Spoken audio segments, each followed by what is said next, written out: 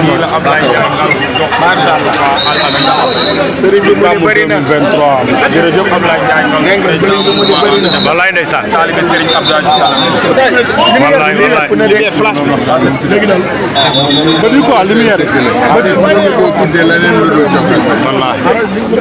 ñu ngi koy feeñalal ca wallaahi ci yéene yi ki mu ko defal sëñ Abdoulaye billaahi sunu mag sëriñ Babacar ak rakkam yëpp ñuy wax sunu cant jëmale ko ci moom ñaanal ko yàlla na ko yàlla sambal amiin su dootul seen dëkk amiin yàlla yal na yàlla mottali ko mébétam yëpp li mu ñu ca def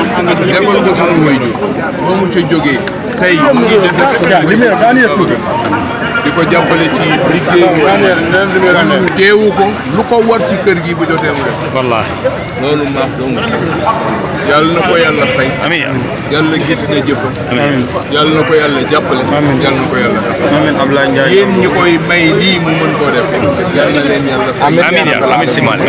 yàggal leen vraiment te mottali seen jërëjëf Serigne bi Abdoulaye Ndiaye Ngalgou dafa wax ni moom gàmmu ci lay defaroo nee na lu mu mën suba ba ngoon sa bàyyi Serigne Abdoulaye Amin moo ko defal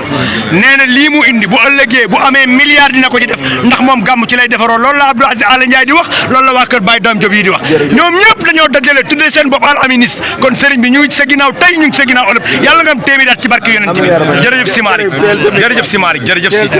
jërëjëf si 5 yi la 5 yu mag yi waaw mooy 5 yi rek waaw ponkal yu mag yi waaw juróom yu mag waaw Abdoulaye Ndiaye Ngalgou taalibe Serigne